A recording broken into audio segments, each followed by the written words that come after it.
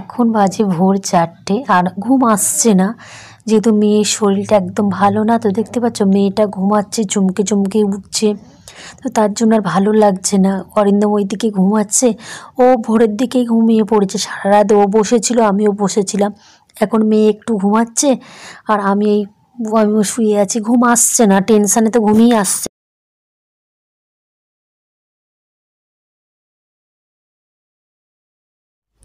Hi everyone, good morning. তোমরা সবাই কেমন আছো? আশা করি তোমরা খুব খুব ভালো আছো।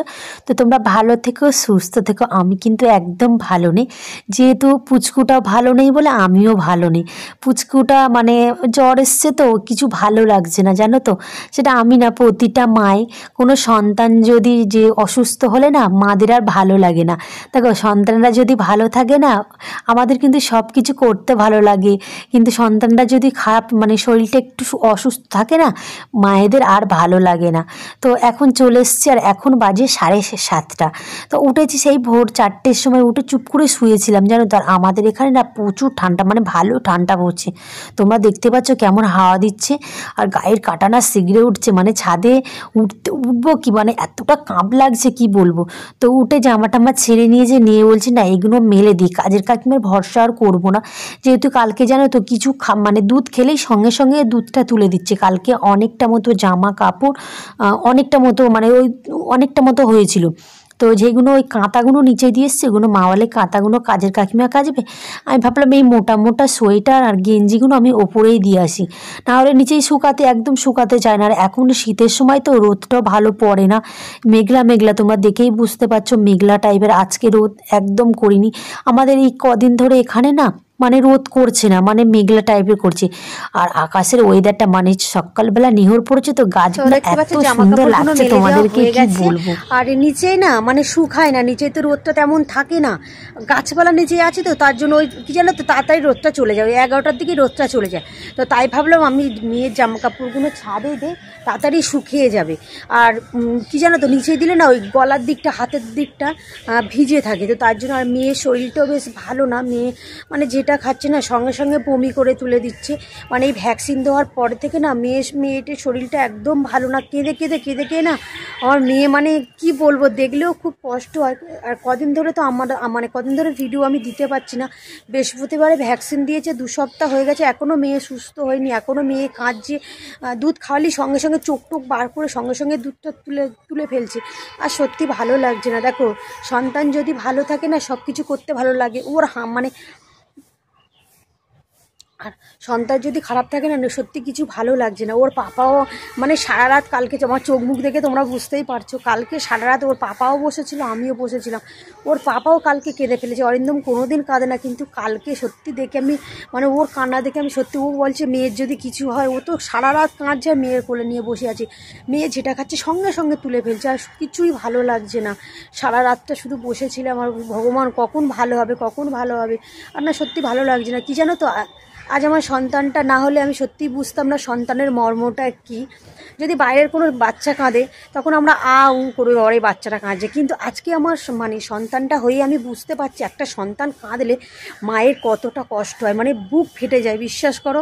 আজকে সেই ফিলিংসটা আমার হচ্ছে, সেটা আমার মনে হচ্ছে যে আমার সন্তানের যে সত্যি সন্তান, মানে সন্তান তো আমরা জীবন, ওর যদি কিছু হয় সত্যি কথা আর ভালো লাগছে না। ওর মুখের পানে ওর মুখের দিকে তাকালে না সবসময় কাঁদছে। আর ভালো ভ্যাকসিনটা দেওয়ার পর থেকেই সমস্যাটা দেখা দিচ্ছে। তো তার আগে কিন্তু ভালো ছিল, ওই ভ্যাকসিনটা দিয়ে কেন এমন হচ্ছে না, এখনও কিছুই করিনি, খাইনি করি। আর আমি ভাবলাম না সকালবেলা উঠে আগে মেলে দিই বলে, সকালবেলা ঘুম থেকে উঠে শুধু ব্রাশটা করেছি, করে ছাদে এসছে এগুলো মেলে দিতে। আর এবার যাবো রান্না করতে, মেয়ে এখনও ঘুমাচ্ছে, মেয়েকে তুলবো, বিছানা তুলবো, তুলে রান্না করব। তো চলো, কিছু ভালো লাগছে না, সত্যি কথা বলতে কিছুই ভালো লাগছে না। মেয়ে ঝটপট না ভালো হবে না আমাদের, সত্যি আর কিছু ভালো লাগছে না। তো চলো এবারে নিচেই যাই, নিচে গিয়ে তোমাদের সঙ্গে কথা বলছি।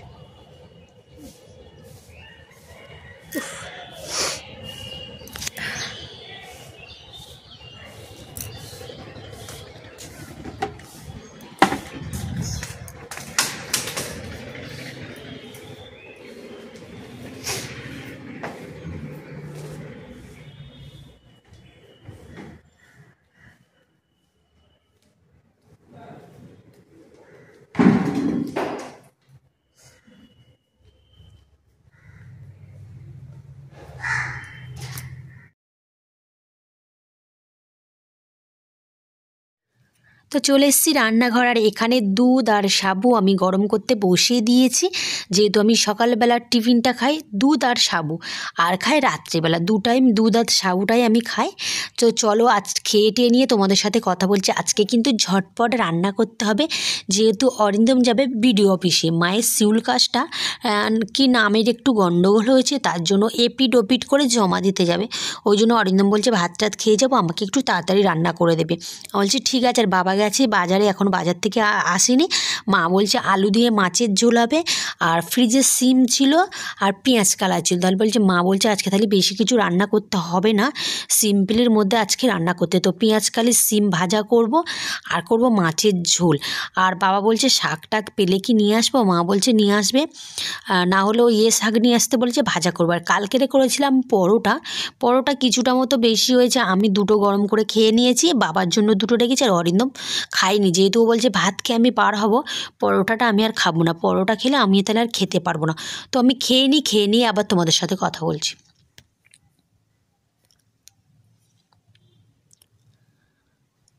তো এখানে ভাজা প্রায় কমপ্লিট, মানে একটুখানি বাকি আছে। তো অরিন্দমের জন্য একটু তুলে দেবো। সিম আর পেঁয়াজ কালা ভাজা খেতে বেশ ভালোবাসে জানো তো, যেহেতু ও ভালোবাসে, ওকে না দিলে হয় বলো। তো ওর জন্য আগে থেকেই অল্প করে তুলে নিচ্ছি, নিয়ে আবার একটু ভালো করে ভাজবো। ভাজাটা হয়নি। আর এখানে আছে পালং শাক নিয়ে এসেছিলো বাবা 2 আঁটি। তো পালং শাক সিদ্ধ করলাম, আজকে আর চচ্চড়ি করলাম না, যেহেতু আজকে হাতে একদম টাইম নেই। ওই যে বললাম অরিন্দম খেয়ে বার হয়ে যাবে। আর এখানে অরিন্দমের ভাত দিয়ে দিয়েছি, অরিন্দম এই ভাত খেতে আসবে, ও স্নান করে আসছে বলে ও বলছে ঠিক আছে তুমি ভাতটা বাড়ো, যেহেতু ভাতটা গরম বলে অরিন্দম বসে গেছে ভাত খেতে। ও মাছের ঝোল আর পেঁয়াজ কালা আলু ভাজা দিয়ে খেয়ে চলে যাবে। পড়েছি, ও লাল পড়েছি, আমিও লাল পড়েছি, দেখো সেম সেম। তুমিও লাল পড়েছো, আমিও লাল পড়েছি, তাই তো।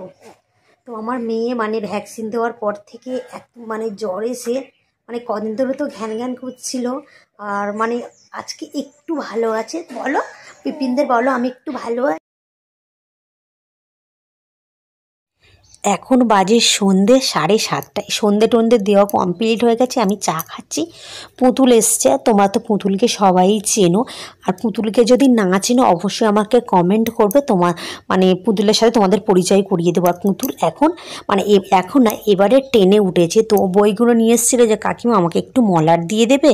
তো আমি বলছিলাম যে কবে মলার দিয়েছি আমি সব ভুলে গেছি। ও বলছে তুমি দাও না, যেমন পারো তেমন। তো অরিন্দমকে বলছিলাম, অরিন্দম বলছে আমি পারি না। তো আমি হলো ট্রাই করেই দেখা যাক। আগে আমি পারতাম, তো আমার বইগুলো আমি নিজেই মলার দিতাম, এবং আমি যাদের পড়াতাম তাদের বইগুলো মলার দিয়ে দিতাম। কিন্তু অনেক দিন তো ছেড়ে দিয়েছি।